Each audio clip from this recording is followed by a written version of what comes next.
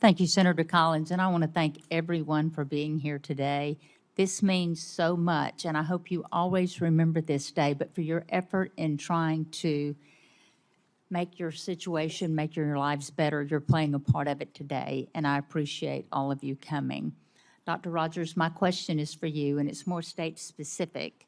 Mississippi is the state I represent, a very large state, but a pretty low population for such a large state, a lot of rural areas.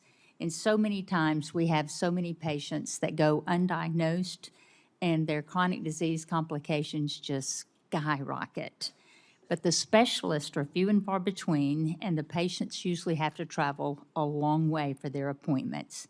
And we've seen positive impacts of the special diabetes programs and research at the NIH. However, rural communities seem to face such a greater challenge.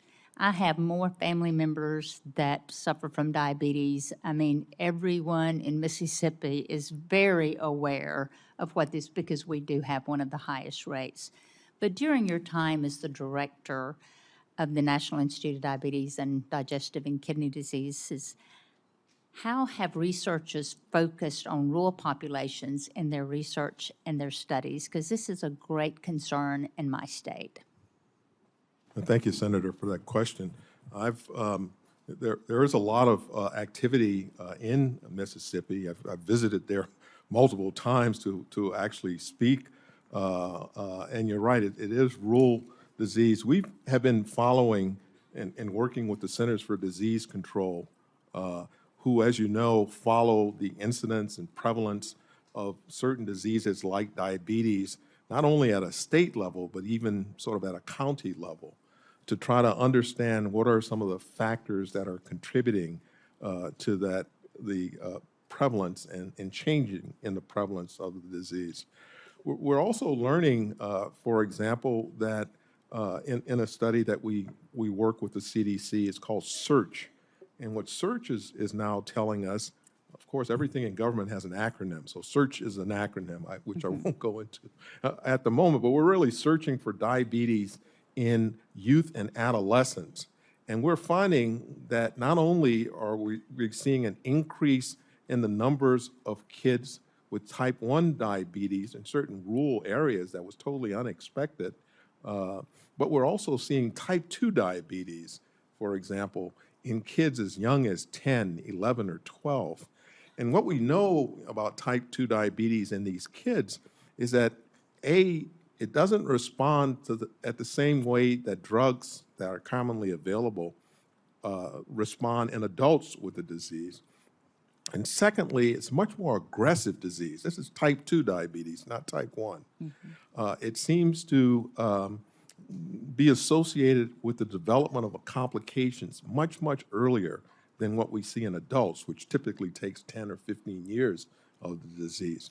And so these are studies that are really being actively pursued both at the state and the county level to try to understand this. And using new sophisticated GPS to actually target these. We have some young investigators who are coming up with some ideas that will be subject to testing. So we're very much focused on the disparities that exist in rural America, and that's something that it really is something that's very important to me.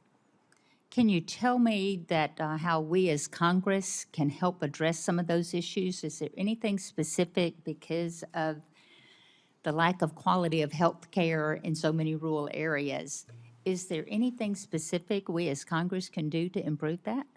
Well, certainly your support for this program and other programs I think are certainly critically important. We want to make sure that we continue to have investigators in the pipeline to continue investigative inquiries, to be right there to answer questions that they pose.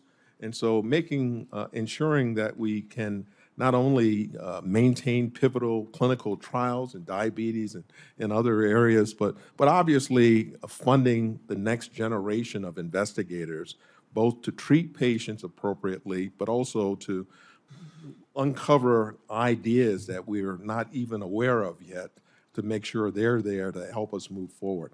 And your ongoing support for those efforts, I think, is very much valuable. Well, I just thank all of you for being here. I thank you for your efforts. And I do have one young man, 17 years old in Hattiesburg, Mississippi, and he has the CGM pump, and it has changed his life. I just want that opportunity for every child that suffers from this. I want them to have every opportunity that we can possibly provide. So thank you for doing the research. Thank you for your diligence. Thank you. Thank you.